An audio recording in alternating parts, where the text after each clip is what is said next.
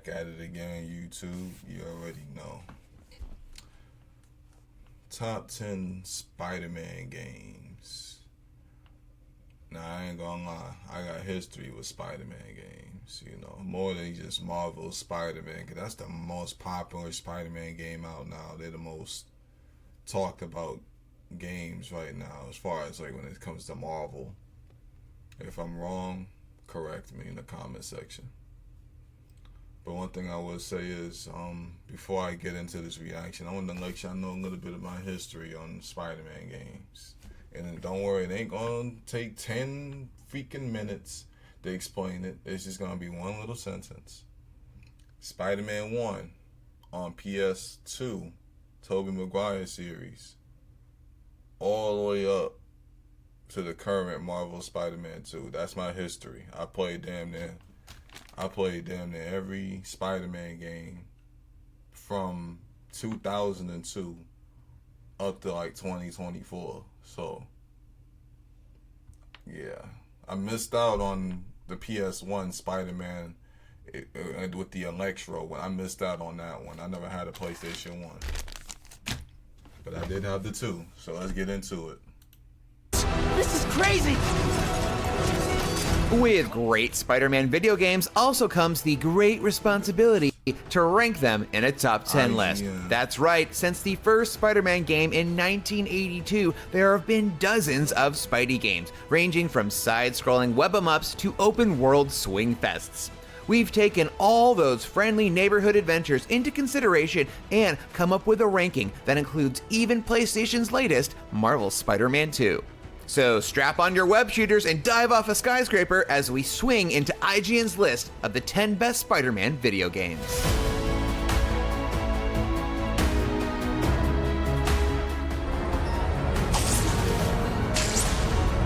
Spider-Man the movie. Yeah, this is my first one right here. This game was fire. You know, like, the controls was pretty more basic and stuff like that compared to the current ones, but this game was fire. You know, I enjoyed it, but I have to say it's near the bottom of my list. The game was released in 2002 and did just enough right to make it a fun superhero action brawler. The story has Tobey Maguire and Willem Dafoe voicing their characters from the movie, although Maguire's performance isn't exactly amazing. That was just plain rude. We aren't done here, Scorpion. The game is criminally short, too, around 6 hours for the main story, but that's offset by the fact that once you finish it, you can replay as the Green Goblin, complete with Goblin Glider and Pumpkin Bombs, and there's even a new story following Harry Osborn. The outdoor levels have us swinging around shooting webs aimlessly into the sky, but they offer a sense of freedom as Spider-Man zips around battling. I ain't gonna lie, I missed out on playing as the Green Goblin on here. I ain't gonna lie, I did, but it didn't look lit, and it's the idea of being able to play as the Green Goblin is fire. You know, playing as any bad guy in a superhero game is always lit. Drones in the air and goons on rooftops. You can launch into an airborne enemy, fire off webs, change direction midair, and swing away to keep your combo going, something we could only dream of doing in previous Spidey games. This game was fire. I don't even know why this is near the bottom. But Spider-Man Shattered Dimensions, I spent a lot of hours playing this. And look, PS3 and Xbox 360, yes, it was on those consoles, but they forgot about the Nintendo Wii version. I'm going to give you a background story on me with this game. I didn't have a PS3 at the time when this game came out. So I had to I had a Nintendo Wii. I had one. You know, I still have one, actually. It's literally right next to me. It's the same exact one. But I know y'all don't care about that. But I bought Spider-Man Shattered Dimensions on the Wii only because I didn't have a PS3. But then after I got my PS3 a couple of years later from getting it, I rebought it on the PS3 and then played it over with the PS3 graphics. But overall, though, if I would have combined the playtime I had with the PS3 version and the Wii version, it's lots of hours. I enjoyed this game. I enjoyed this more than the previous game that they just showed. I'll say that. Spider-Man Shattered Dimensions is easily the most polarizing entry on this list. For every spectacular thing it has to offer, there's something just as unspectacular to web it up. Featuring Mysterio as the big bad, the story sees a magical tablet shattered and spread across the multiverse, which prompts us to take control of 4 different Spider-Mans to go find them. And yes, that is the grammatically correct way to say the plural of Spider-Man. Anyway, the Spider-Mans include the classic Amazing Spider-Man, Spider-Man Noir, Spider-Man 2099. Nah, Spider-Man Noir was my favorite one as far as like how sneaky he was. You know, the brutal hits he was doing and all of that against them before he webbed them up. Spider-Man Noir had to have been the best Spider-Man out of all of these, in my opinion. Y'all put your thoughts in the comment section. Which one y'all thought was the best Spider-Man in this particular game, Shattered Dimensions? And Ultimate Spider-Man, and each one offers their own twist, with fun signature powers such as stealth and bullet time abilities. And there are some cool levels and boss battles featuring awesome redesigned villains that allow you to put them to good use. On the other hand, Shattered Dimensions is far shorter than you'd expect, the story wouldn't get a passing grade in your middle school English comp class, and its janky camera is so good at getting you killed that it may as well be the 7th member of the Sinister Syndicate. My boy going in on this game, bro. This game was good, bro. Like, come on now. The game was good. The only thing I could say about this game that's like a downgrade is the fact that it didn't have free roam. You know, but the camera angles, okay, I ain't gonna lie, the camera angles, they were like Ghost of Tsushima camera angles. I ain't gonna they were. But the game overall was fire. Like I looked past all of that. Like, hey, I don't know. It's just my opinion, so. Still, those frustrating elements are often worth enduring to enjoy this unique and creative Spider-Man game. I never played this game, so yeah, I know I'm aware of it. I've seen gameplay on it. I never played it. So yeah, I ain't got nothing to say about this game. Neversoft Spider-Man delivers on nearly all fronts. It's colorful, full of personality, and gushing with love, not only for Spider-Man, but the whole Marvel Universe. From the Baxter Building appearing on the New York City skyline to a cameo from The Punisher, not to mention narration from the one and only Stan Lee. Spider-Man co-creator Stan Lee. You didn't mention Stan Lee and Spider-Man Shattered Dimensions. See, I gotta say this. If y'all played Spider-Man Shattered Dimensions, you gotta give it credit for that too. If you giving credit to this game, don't get me wrong, this game is a classic. I may not have played it, but Shattered Dimensions also had Stan Lee as a narrator as well. You can't take that away from Shattered Dimensions. Here. This game is a Marvel fan's dream. It even features voice actors from Spider-Man cartoons of the era. Gameplay incorporates all of Spidey's powers, including crawling up a skyscraper while an attack chopper tries to blow you up, and using webs for everything from boxing gloves to exploding shields. It's filled with comic book Easter eggs, including literal comic books, and cool little touches like how when you pick up temporary armor, your suit will switch to the fan-favorite metallic armored Spider-Man costume.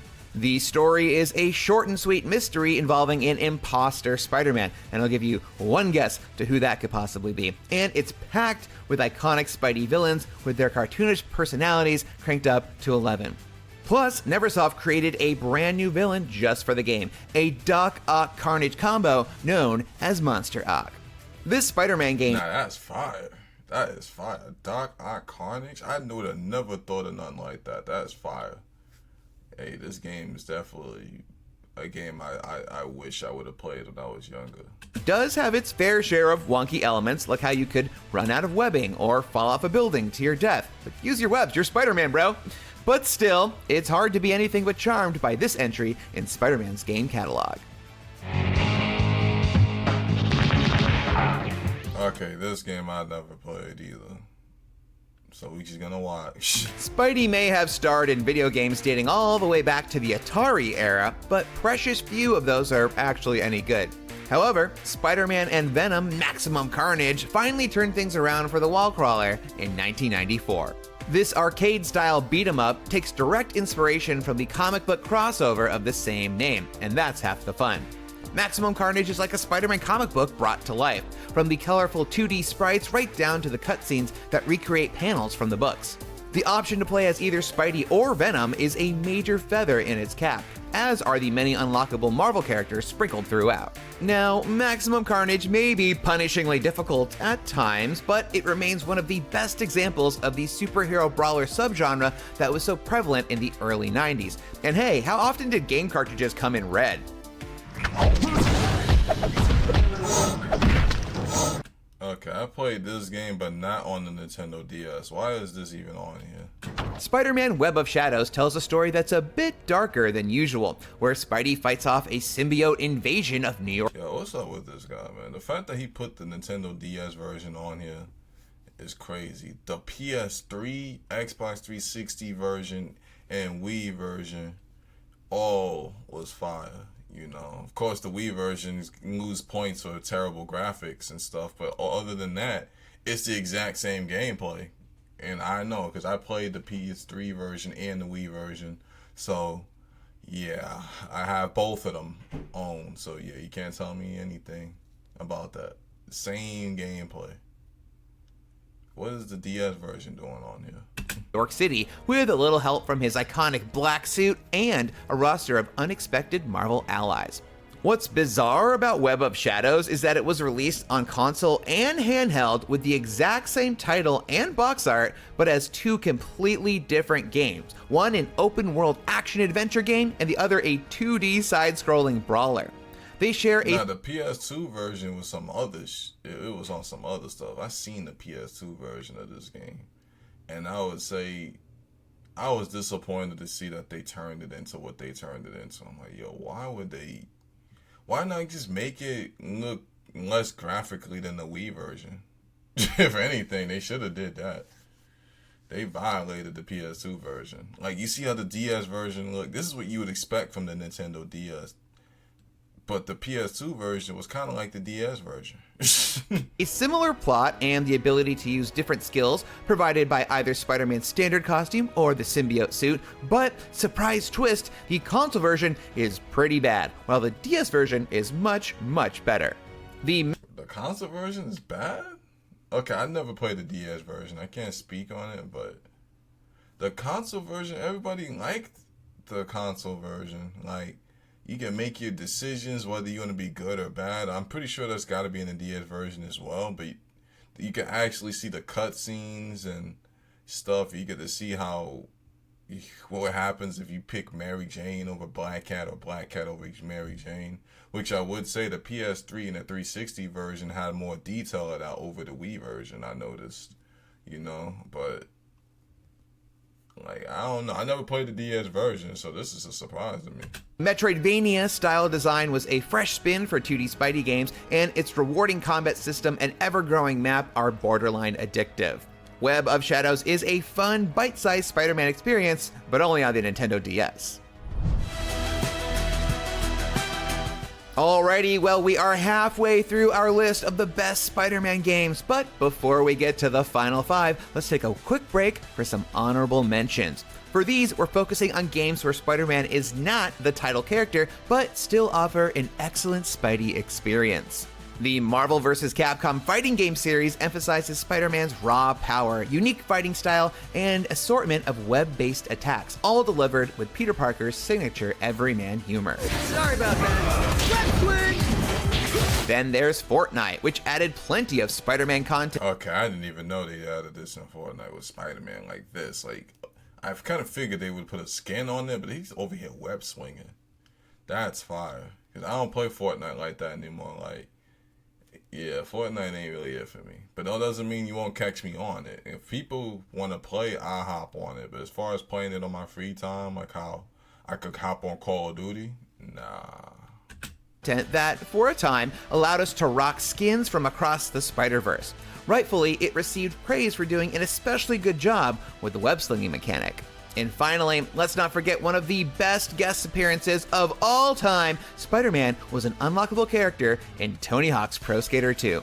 Neversoft used its Tony Hawk Pro Skater gameplay engine for its Spider-Man games, so it made perfect sense to include Spidey as a treat for fans.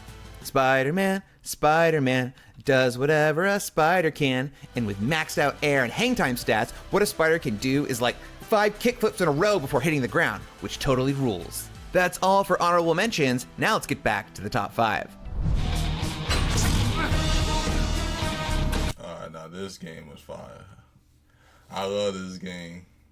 I have so much memories with this game. This is the first game that introduced me to Venom.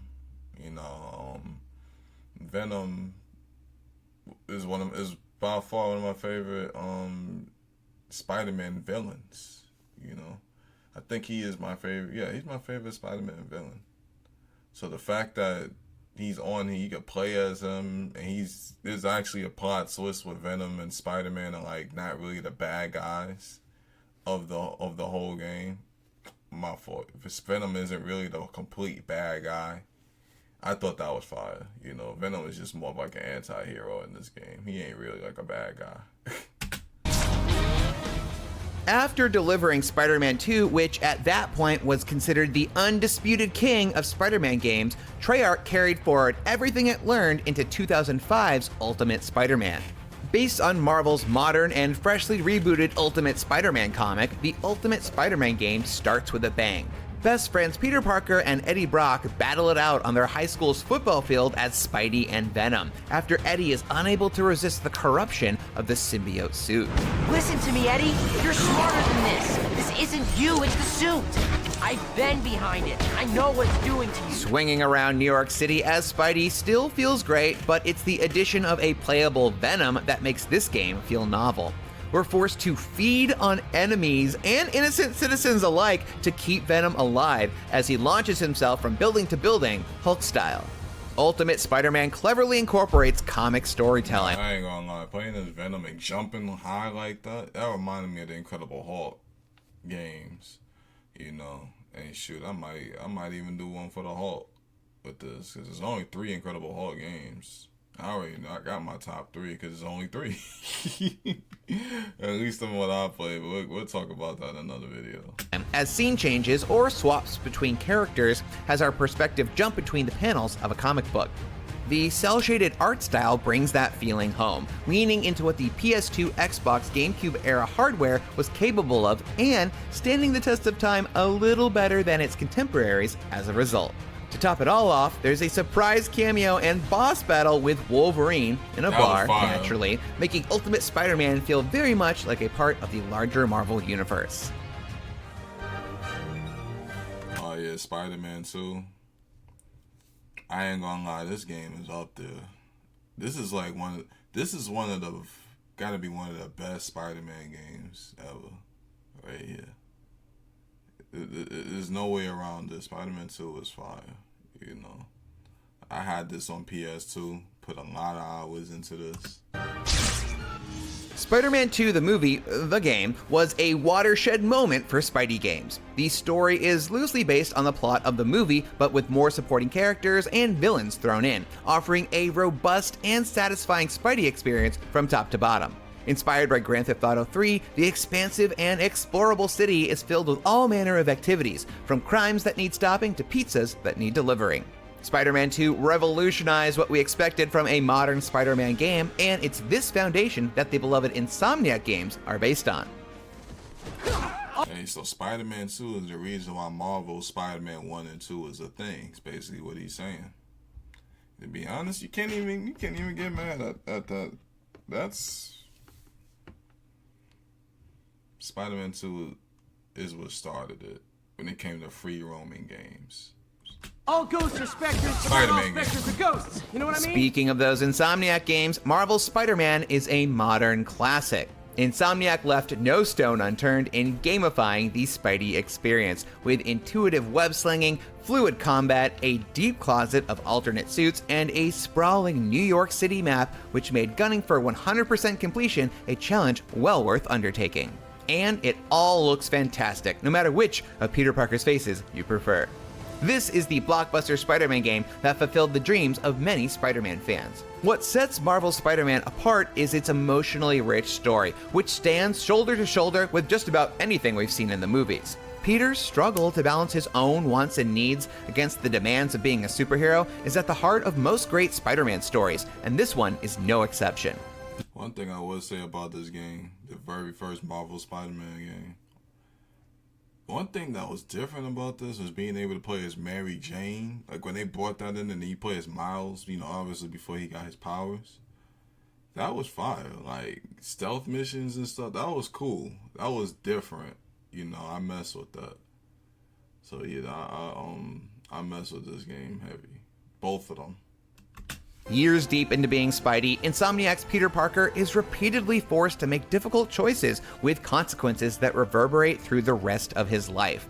And the wonderful performances from voice actors like Yuri Lowenthal and Laura Bailey sell those stakes every step of the way. That is so cool. Spider-Man Miles Morales is This game was short. I like this game. This game is fire, but this game was short. Like, I felt like this was a DLC. This game felt like a freaking DLC to me. I'm just being honest with you. Compared to Marvel Spider-Man 1 and 2, this game was short. And then in Marvel Spider-Man 2, Miles felt like a side character. less a true sequel than an expansion of Insomniac's first Spidey game. But when the original ranks among the best superhero games ever made, is that such a bad thing? Spider-Man Miles Morales subtly refines the formula and gives the rookie Spidey his own well-deserved spotlight. The stakes of the story and the scope of that story may be smaller, but the experience is no less compelling because of it. If anything, Miles Morales shows the value of a shorter, more contained Spider-Man game. This may well be the best depiction of Miles in any medium, celebrating the character's unique place in the Marvel Universe and his fundamental connection to the New York neighborhood of Harlem. This game definitively proves that you don't need Peter Parker to make a great Spider-Man adventure. Hey man, glad you could make it. Marvel's Spider-Man 2 is a triumph. Insomniac just keeps getting better and better at making Spider-Man games. There's no disputing that it's more of the same to some degree, but the improvements layered on top of the excellent combat and web slinging absolutely makes this a crowning achievement. Getting to seamlessly switch between Peter Parker and Miles Morales keeps the gameplay fresh, and the addition of web wings to help fly across the vastly expanded city is a godsend. Also, the story of Kraven's hunt and the Venom symbiote is as impactful as it is exciting, with fantastic performances from the whole cast giving it a hefty emotional weight. And who knows, the next one might be even better, but for now, as far as the IGN staff is concerned, this is the best Spider-Man game ever made. Thanks for watching. Yeah, it was good though. All those Insomniac Spider-Man games are good. There are some games that I saw that didn't make the list, and I don't blame them for not making the list. Like Spider-Man Friend or Foe, that's not even talked about. Spider-Man Friend or Foe, I didn't really care for that, but I beat it though. I beat it, but I didn't really care for that. What other Spider-Man game? I was thinking of it. Spider-Man Age of Time didn't even touch the list. You know, the game was alright, but I thought the story was good in Spider-Man Age of Time. I didn't see that in here at all. Spider-Man Shattered Dimensions did make the list, but Age of Time took place after Shattered Dimensions. I thought that was interesting because, you know, you get to save Peter as Miguel O'Hara, and you go back to Peter's time and save him, and the next thing you know, Miguel O'Hara is in Peter's time, and Peter's in 2099. Like, that was wild, you know, that was wild. But other than that though, I don't really think they needed to make the list, but they were good games. You know, Age of Time over Friend or Foe, I'll say that. And I guess I'll give y'all my top 3 Spider-Man games, you know, and y'all put y'all top 3 Spider-Man games in the comments, put y'all thoughts and everything. But this is gonna be a hard one because they just named a lot of good ones. You know, I'm not going to use any of the Insomniac games. I'm going to just say my top 3 classic Spider-Man games. It makes it a little easier for myself. So the first one, I would say has to be, it's between Ultimate Spider-Man and Spider-Man 2. I'll say Spider-Man 2 would be on my number 1 for classic Spider-Man games. And the reason why I say that, Spider-Man 2 was pretty much what started it all. And that was my first, like, free-roaming Spider-Man game I played. You know, and, yeah, might as well give it to that. That game was fire, you know. Ultimate Spider-Man it felt like it was more of like a Spider-Man 2, but more comic book based as far as like the setup of the game. Like you could tell. So if it wasn't for Spider-Man 2, Ultimate Spider-Man probably wouldn't really have been a thing. I'll say that. That's my opinion on that. So Spider-Man 2, Ultimate Spider-Man, and shoot, for the third game, that's a hard one because it's like I just gave my top 2. I never really thought of 3. I'll say Shattered Dimensions just because it was different. It was in its own lane, you know, with the multiverse thing and all of that. There ain't really no video game Spider-Man multiverse games. Like only Shattered Dimensions and Ultimate and Shattered Dimensions and Age of Time had that, and Shattered Dimensions to me was better than Age of Time. But Age of Time I think Shattered Dimensions had better gameplay, but Age of Time had a better story, in my opinion.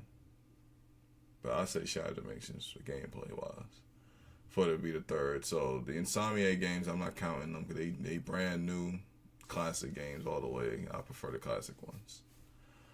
But that's it. Let me know your thoughts in the comment section. We are out of here.